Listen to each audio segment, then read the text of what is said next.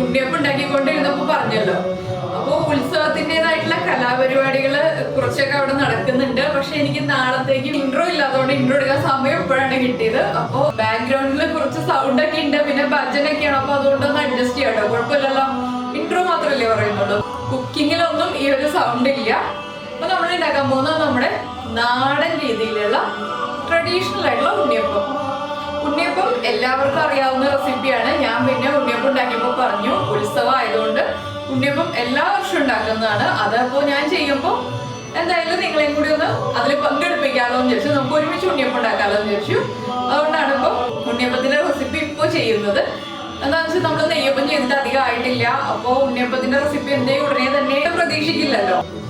ഇത് നമ്മള് സാധാരണ മൈദ ചേർത്തിട്ടാണ് ഉണ്ണിയപ്പം ഉണ്ടാക്കുന്നത്. കുറച്ച് മൈദപ്പൊടി ചേർക്കാറുണ്ട്. അപ്പോൾ നിങ്ങൾക്ക് ഇതിലേക്ക് ഒരു 2 ടേബിൾ സ്പൂൺ മൈദപ്പൊടിയും കൂടി ചേർക്കണമെങ്കിൽ ചേർക്കാം. അപ്പോൾ ശർക്കരപ്പാനിയുടെ അളവിൽ വ്യത്യാസം വരുത്താം.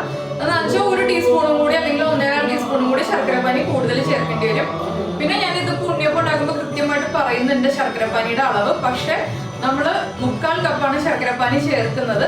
അത് ആദ്യമേ തന്നെ 1/4 കപ്പ് ചേർത്തിട്ട് അരക്കരുത്, മിക്സ് ചെയ്ത് വെക്കരുത്. ഉണ്ണിയപ്പത്തിന്റെ മാവിന്റെ കൺസിസ്റ്റൻസി ലൂസ് ആയി പോകും. അതുകൊണ്ടാണ് ആദ്യമേ ഈ ഒരു കാര്യം ഞാൻ എടുത്തു പറയുന്നത്.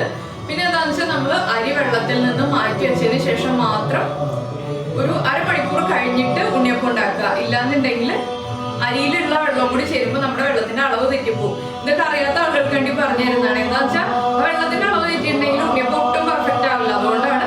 അപ്പൊ നമുക്ക് എങ്ങനെയാണ് നമ്മുടെ ട്രഡീഷണൽ ആയിട്ടുള്ള നാടൻ ഉണ്ണിയപ്പം ഉണ്ടാക്കുന്നത് നോക്കാം.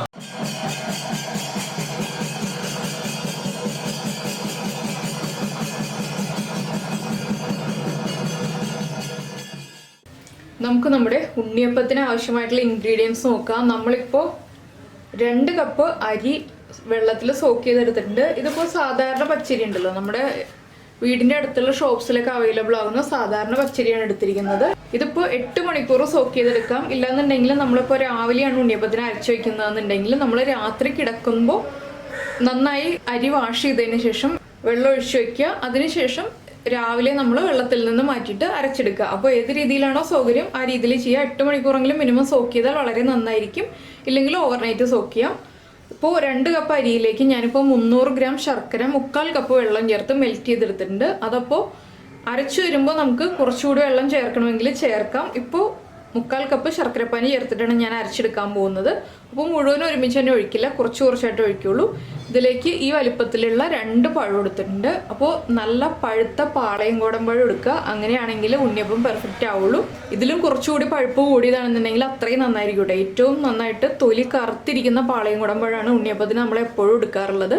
ഇതിപ്പോൾ 2ഉം കൂടി 165 ഗ്രാം ഉണ്ട് ഞാൻ എടുത്തിരിക്കുന്ന പഴം.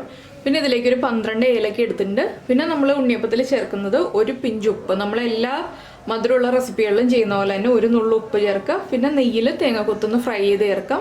എള്ള് ചേർക്കണം എന്നുണ്ടെങ്കിൽ എള്ള് ചേർക്കാം. അതൊക്കെ നമ്മുടെ ചോയ്സ് അനുസരിച്ച് ചേർക്കാം. അപ്പോൾ ഞാൻ എള്ളും തേങ്ങാക്കൊത്തും ഉപ്പ് എടുത്ത് വെച്ചിട്ടില്ല. അത് നമ്മൾ ഉണ്ണിയപ്പത്തിന് അരച്ച് മാവ് പൊങ്ങിയതിന് ശേഷം ചേർക്കുന്നുള്ളൂ. ഇപ്പോൾ നമുക്ക് ഈ അരി ഒന്ന് അരച്ചെടുക്കാം. ഇപ്പോൾ നമ്മൾ മിക്സിയുടെ വലിയ ജാർ എടുത്തിട്ടുണ്ട്. ഇതിലേക്ക് നമ്മൾ വെള്ളം കളഞ്ഞു വെച്ചിരിക്കുന്ന അരി എടുക്കുക. അപ്പോൾ നമുക്ക് ഒരു പ്രാവശ്യമായിട്ട് അരച്ചെടുക്കാൻ പറ്റും. വലിയ ജാറാണെന്നുണ്ടെങ്കിൽ ഒരു പ്രാവശ്യമായിട്ട് അരയ്ക്കുക. ഞാനിപ്പോൾ 2 പ്രാവശ്യമായിട്ടാണ് അരച്ചെടുക്കുന്നത്. എന്താണെന്ന് വെച്ചിട്ടുണ്ടെങ്കിൽ ഒറ്റ പ്രാവശ്യമായിട്ട് നമുക്ക് ഇത്രയും അരി ഈ ജാറിൽ അരച്ചെടുക്കാൻ പറ്റില്ല. ഇപ്പോൾ ഇവിടെ ഉത്സവം ആയതിൻ്റെ ചെറിയ പാട്ടൊക്കെ കേൾക്കുന്നുണ്ട്. അതിൻ്റെ ഒരു ചെറിയ ഡിസ്റ്റർബൻസ് ഒക്കെ ഉണ്ടെങ്കിൽ ഒന്ന് അഡ്ജസ്റ്റ് ചെയ്യാട്ടോ. അമ്പലത്തിൽ പാട്ട് വെച്ചിരിക്കുന്നതാണ്. ഇതിലേക്ക് നമ്മൾ തൊലി കളഞ്ഞ് പഴം ചേർക്കുക. ഞാനിപ്പോൾ 2 പഴം ഒരുമിച്ച് ഈ അരിയിലേക്ക് തന്നെ ചേർത്തിട്ട് അരയ്ക്കാൻ പോവാണ്. പഴം ഒന്ന് ചെറുതായിട്ട് കൈ കൊണ്ട് മുറിച്ചിട്ടുണ്ട്. നമ്മൾ കത്തി ഉപയോഗിച്ചൊന്നും മുറിക്കേണ്ട ആവശ്യമില്ല. ശർക്കരപ്പാനി ഒഴിക്കാം. നെയ്യപ്പം അരയ്ക്കുന്ന പോലെ തരിതരിപ്പോടെ അല്ല നമ്മൾ അരയ്ക്കുന്നത്. വളരെ നൈസ് ആയിട്ടുള്ള തരിയെ ഉണ്ണിയപ്പത്തിൽ പാടുള്ളൂ. നെയ്യപ്പത്തിന്റെ പോലെ അധികം തരി പാടില്ല. ഇതിലേക്ക് നമുക്ക് തൊലി മാറ്റി വെച്ചിരിക്കുന്ന ഏലക്ക ചേർക്കാം. അപ്പോൾ ഏലക്കയും 2 ടേബിൾ സ്പൂൺ പഞ്ചസാരയും ചേർത്ത് പൊടിച്ചിട്ട് അതൊന്ന് അരിച്ച് ചേർത്താലും മതി. ഇല്ലെങ്കിൽ ഇങ്ങനെ ചേർക്കാം. ഞാനപ്പോൾ അരച്ചെടുക്കുന്ന റെസിപ്പികളിൽ എല്ലാം ഇതുപോലെ, ഇപ്പോൾ നമ്മൾ നെയ്യപ്പാണെങ്കിലും വട്ടയപ്പാണെങ്കിലും ഒക്കെ അരച്ചെടുക്കുമ്പോൾ ഇതുപോലെ അരച്ചിട്ടാണ് ചേർക്കാറുള്ളത്. ഇതിലേക്ക് നമുക്ക് ഒരു പിഞ്ച് ഉപ്പും കൂടി ചേർത്തിട്ട് അരയ്ക്കാം. അപ്പോൾ നമ്മളിനി അരി അരയ്ക്കുമ്പോൾ ശർക്കരപ്പാനി മാത്രം ചേർത്തിട്ട് അരയ്ക്കുള്ളൂ. അടുത്ത ബാച്ച് അരയ്ക്കുമ്പോൾ ഇപ്പോൾ ഇടയ്ക്ക് ശർക്കരപ്പാനി ആവശ്യം വരുമ്പോൾ ഒഴിച്ചു കൊടുക്കുക. ആദ്യമേ തന്നെ മുഴുവൻ ഒഴിച്ചിട്ട് അരയ്ക്കാൻ നിൽക്കരുത്, കുറച്ചായിട്ട് ഒഴിക്കാം. അപ്പോൾ ഞാനിത് അരച്ചെടുക്കട്ടെ. ഇപ്പോൾ നമ്മുടെ ഉണ്ണിയപ്പത്തിൻ്റെ മാവ് നമ്മൾ 2 ബാച്ചായിട്ട് അരച്ചെടുത്തിട്ടുണ്ട്. അപ്പോൾ ഇനി നമുക്കിത് മിക്സ് ചെയ്യാം. മിക്സ് ചെയ്യുമ്പോൾ നമ്മൾ കൈ കൊണ്ട് തന്നെ മിക്സ് ചെയ്യുക. എന്താണെന്ന് വെച്ചാൽ നമ്മൾ ഇതുപോലെ ഇങ്ങനെ കുഴച്ച് മിക്സ് ചെയ്തെടുക്കണം. അതുകൊണ്ടാണ് ഞാൻ കൈ കൊണ്ട് മിക്സ് ചെയ്യാന്ന് പറയുന്നത്. ഇപ്പോൾ 2 3 ബാച്ചായിട്ട് അരച്ചെടുക്കുന്നത് ഒരുമിച്ച് നമ്മൾ ഇതുപോലെ നന്നായിട്ട് മിക്സ് ചെയ്ത് കൊടുക്കുക. ഇതുപോലെ നന്നായി മിക്സ് ചെയ്തതിന് ശേഷം നമുക്ക് മധുരം ചെക്ക് ചെയ്യാം. മധുരം എപ്പോഴും കൂടുതലായിരിക്കണം. നമ്മൾ അങ്ങനെയാണെങ്കിൽ ഉണ്ണിയപ്പം എണ്ണയിൽ പൊരിച്ചെടുത്ത് കഴിയുമ്പോൾ മധുരം കറക്റ്റായിട്ട് വരുള്ളൂ. അപ്പോൾ ഞാനൊന്ന് മധുരം നോക്കട്ടെ. ഇപ്പോൾ മധുരം കുറവാണ്. ഞാൻ കുറച്ചുകൂടി ശർക്കരപ്പാനി ചേർക്കാൻ പോവാണ്.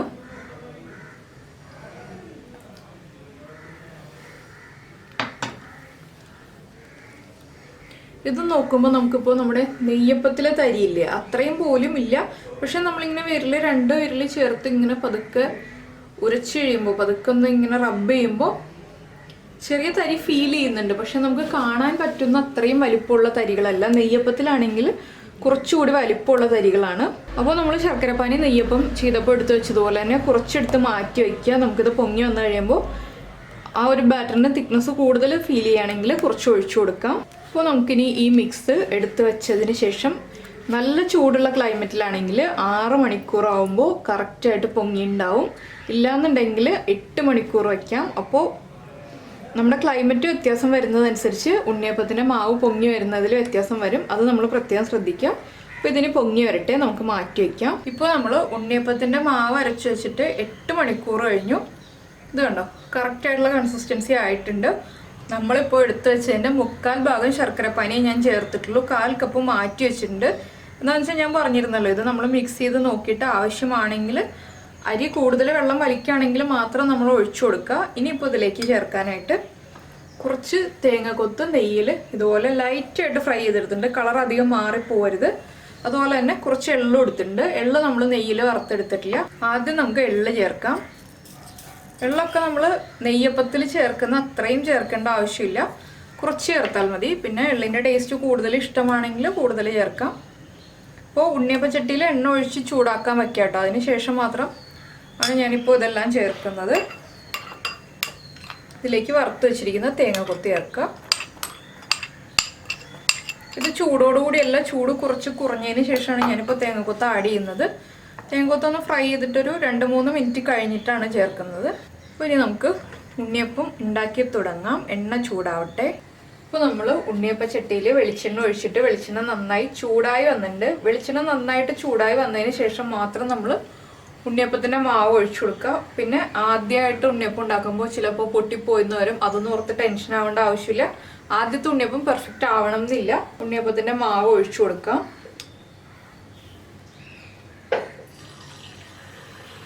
ഒരു 1/4 ഭാഗം ഒഴിക്കുക, നിറച്ചൊഴിക്കരുത്. എന്താണെന്ന് വെച്ചിട്ടുണ്ടെങ്കിൽ ഉണ്ണിയപ്പം നമുക്ക് തിരിച്ചിടാൻ പറ്റണം.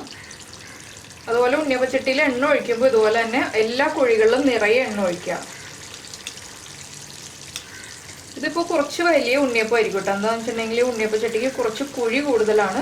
അപ്പോൾ വലിയ ഉണ്ണിയപ്പമാണ്. സാധാരണ നോൺ സ്റ്റിക്കിൻ്റെ ഉണ്ണിയപ്പച്ചട്ടിയൊക്കെ ആണെങ്കിൽ ചെറിയ ഉണ്ണിയപ്പമായിരിക്കും ഉണ്ടാകുന്നത്. അപ്പോൾ എണ്ണം കൂടുതൽ കിട്ടും. ഇതാകുമ്പോൾ എണ്ണം കുറവേ ഉണ്ടാവുള്ളൂ.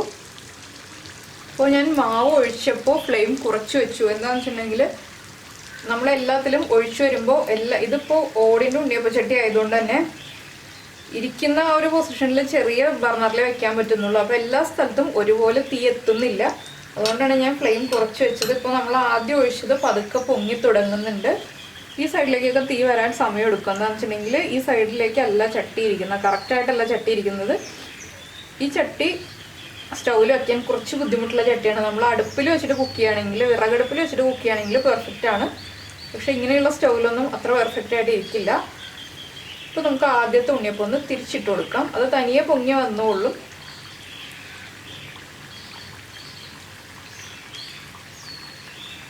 പിന്നെ ഉണ്ണിയപ്പം സോഫ്റ്റ് ആവാൻ വേണ്ടിയിട്ട് ബേക്കിംഗ് സോഡ, ബേക്കിംഗ് പൗഡറൊക്കെ ചേർക്കുന്ന ആളുകളുണ്ട്. അപ്പോൾ എനിക്ക് അതിൻ്റെ ഡീറ്റെയിൽസ് അറിയില്ല. ഞാൻ ബേക്കിംഗ് സോഡ ചേർക്കാറില്ല. അപ്പോൾ അതിൻ്റെ കണക്ക് ചോദിക്കരുത് കേട്ടോ. അപ്പോൾ അതിൻ്റെ കണക്ക് ചോദിച്ചിട്ടുണ്ടെങ്കിൽ നമുക്കറിയാത്ത കാര്യമാണ്. അപ്പോൾ ഇത് കണ്ടോ, ഉണ്ണിയപ്പത്തിൻ്റെ മാവ് കറക്റ്റായിട്ട് പൊങ്ങി വരുമ്പോഴാണ് ഉണ്ണിയപ്പം ഇതുപോലെ പൊട്ടി പുറത്തേക്ക് വരുന്നത്. അതുപോലെ തന്നെ ചൂട് കുറയുന്നത് ഇതിൻ്റെ ഒരു വിഷയമാണ്. അപ്പോൾ ഈ സൈഡിൽ ചൂട് കുറവാണ് ഈ ചട്ടിയിൽ. ഇനി ഞാൻ നെയ്യപ്പം ഉണ്ടാക്കിയപ്പോൾ എനിക്കൊരു കമൻറ്റ് വന്നിരുന്നു, ഒരു ചീനച്ചട്ടിയിൽ വെളിച്ചെണ്ണ ഒഴിച്ചിട്ട് അതിലേക്ക് എടുത്തിട്ട് നോക്കൂ, അപ്പോൾ ഒരേ സമയം കൂടുതൽ നെയ്യപ്പം ഉണ്ടാക്കാമെന്ന് പറഞ്ഞിട്ട്. ഈ ഉണ്ണിയപ്പം ഞങ്ങളിവിടെ അങ്ങനെയാണ് ഉണ്ടാക്കാറുള്ളത് എപ്പോഴും. വേറൊരു ചീനച്ചട്ടിയിൽ എണ്ണ ചൂടാക്കിയിട്ട് അതിലേക്ക് ഇതുപോലെ ഷേപ്പായി വരുന്ന ഉണ്ണിയപ്പം എടുത്തിട്ട് ഇട്ട് കൊടുക്കും. അപ്പം ഇങ്ങനെയാകുമ്പോൾ നമുക്ക് ഒരേ ചൂടിൽ തന്നെ ഗ്യാസിൽ വെച്ചിട്ട് ഉണ്ണിയപ്പം കുക്ക് ചെയ്തെടുക്കാം. ഇതാകുമ്പോൾ അത് പറ്റില്ല, അതാണ് പ്രശ്നം. അപ്പം ഞാൻ പറ്റുന്ന പോലെ ഇപ്പോൾ ഉണ്ണിയപ്പം ഉണ്ടാക്കാം. ഉണ്ണിയപ്പത്തിൻ്റെ കളറ് നമുക്ക് തീരുമാനിക്കാം. ഒരുപാട് ഡാർക്കായിട്ടുള്ള കളർ വേണോ, ലൈറ്റ് ആയിട്ടുള്ള കളർ വേണോ, ഏത് ഷെയ്ഡ് വേണം എന്നുള്ളത്. ഞാനിപ്പോൾ ഒരു മീഡിയം കളറിൽ, ഒരുപാട് അങ്ങ് ഡാർക്ക് ബ്രൗൺ ആവുന്നതിന് മുന്നേ തന്നെ എടുക്കും. എണ്ണയുടെ ചൂട് എപ്പോഴും കറക്റ്റ് ആയിരിക്കണം കേട്ടോ. അതാണ് നമ്മൾ ആദ്യം ഒഴിച്ച ഉണ്ണിയപ്പമൊക്കെ കറക്റ്റായിട്ട് വന്നിട്ടുണ്ട്. ഈ സൈഡിൽ ഒഴിച്ച എല്ലാ ഉണ്ണിയപ്പവും പെർഫെക്റ്റ് ആണ്, ഈ സൈഡിൽ ഒഴിച്ചതാണ് പെർഫെക്റ്റ് അല്ലാതെ വന്നത്. അപ്പോൾ ഇത് കണ്ടിട്ട് നിങ്ങൾ ഇതെന്താ ഇങ്ങനെയെന്ന് വിചാരിക്കേണ്ടത്. അത് എണ്ണയുടെ ചൂടിൻ്റെ വിഷയവും നമ്മുടെ തീയുടെ വിഷയവും കൂടിയായിട്ടാണ് ഇങ്ങനെ വന്നത്. അപ്പോൾ ഈ ഉണ്ണിയപ്പം കറക്റ്റ് ആയിട്ടുണ്ട്, നടുക്ക് ഒഴിച്ച ഉണ്ണിയപ്പം കറക്റ്റ് ആയിട്ടുണ്ട്. ഞാനിപ്പോൾ എണ്ണയിൽ നിന്ന് മാറ്റാൻ പോവാണ്. ഇത്രയും മതി, ഒരുപാട് അങ്ങ് കളർ ചേഞ്ച് ആവണ്ട. ഒരുപാട് കളർ ചേഞ്ച് ഉണ്ടെങ്കിൽ ഉണ്ണിയപ്പം കാണാനൊരു ഭംഗി ഉണ്ടാവില്ല. അപ്പോൾ നിങ്ങൾക്ക് കൂടുതൽ മൊരിഞ്ഞ കളറിൽ വേണമെന്നുണ്ടെങ്കിൽ കുറച്ചുകൂടി മൊരിച്ചെടുക്കാം. ഞാനിപ്പോൾ എണ്ണയിൽ നിന്ന് ഇത് മാറ്റാണ്.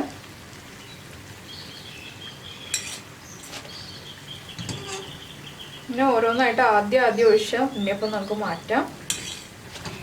ഞാനിങ്ങനെ അങ്ങോട്ടും ഇങ്ങോട്ടൊക്കെ തിരിച്ചിടും കേട്ടോ. എന്താണെന്ന് വെച്ചാൽ ചൂട് കറക്റ്റ് ആവാൻ വേണ്ടിയിട്ടാണ് അടുത്ത കുഴിയിലേക്കൊക്കെ മാറ്റിയിടുന്നത്. ഇപ്പോൾ നമ്മുടെ ഉണ്ണിയപ്പം എല്ലാം ഞാൻ ഇതുപോലെ ഒരു കിച്ചൺ പേപ്പറിലേക്ക് മാറ്റിയിട്ടുണ്ട്. ഇനിയിപ്പോൾ നമുക്ക് അടുത്ത ബാച്ച് ഒഴിച്ചു കൊടുക്കാം. അപ്പോൾ നമുക്കിതുപോലെ നമ്മുടെ എല്ലാ ഉണ്ണിയപ്പവും റെഡിയാക്കി എടുക്കാം. ഇപ്പോൾ നമ്മുടെ ഉണ്ണിയപ്പം എല്ലാം ഞാൻ റെഡിയാക്കി എടുത്തിട്ടുണ്ട്. അപ്പോൾ ഈ വലിപ്പത്തിലാണെന്നുണ്ടെങ്കിൽ ഞാൻ പറഞ്ഞില്ലേ എണ്ണം കുറവായിരിക്കും. ചെറിയ കുഴിയുള്ള ഉണ്ണിയപ്പച്ചട്ടി ആണെങ്കിൽ കൂടുതൽ എണ്ണം കിട്ടും. അപ്പോൾ അത് നിങ്ങൾ എടുക്കുന്ന ഉണ്ണിയപ്പച്ചട്ടി അനുസരിച്ച് വ്യത്യാസം വരുത്തുക. അപ്പോൾ എല്ലാവരും ഈ രീതിയിൽ നമ്മുടെ ട്രഡീഷണൽ ആയിട്ടുള്ള രീതിയിൽ ഉണ്ണിയപ്പം ഉണ്ടാക്കി കഴിച്ചതിന് ശേഷം ഫീഡ്ബാക്ക് അറിയിക്കുക എങ്ങനെയുണ്ടെന്നുള്ളത്. ഇതിപ്പോൾ നമ്മൾ അരി മാത്രം ചേർത്തതുകൊണ്ട് കുറച്ച് ക്രിസ്പി ആയിരിക്കും. സാധാരണ മൈദപ്പൊടിയും കൂടി ചേർത്തുണ്ടാക്കുന്ന ആ ഉണ്ണിയപ്പത്തിൻ്റെ അത്രയും സോഫ്റ്റ് ആയിരിക്കില്ല. അരിയുടെ ഉണ്ണിയപ്പത്തിൻ്റെതായിട്ടുള്ള കാര്യം എല്ലാവർക്കും അറിയാമല്ലോ. അരിയുടെ ഉണ്ണിയപ്പം എന്ന് പറഞ്ഞിട്ടുണ്ടെങ്കിൽ ടേസ്റ്റ് കൂടുതലായിരിക്കും, പക്ഷെ കുറച്ച് സോഫ്റ്റ്നെസ് കുറച്ച് കുറവുണ്ടാവും. ഒരുപാട് അങ്ങ് കുറവെന്നല്ല പറഞ്ഞത്, ചെറിയ കുറവുണ്ടാവും. പക്ഷേ ടേസ്റ്റിൻ്റെ കാര്യത്തിൽ പെർഫെക്റ്റ് ആണ്.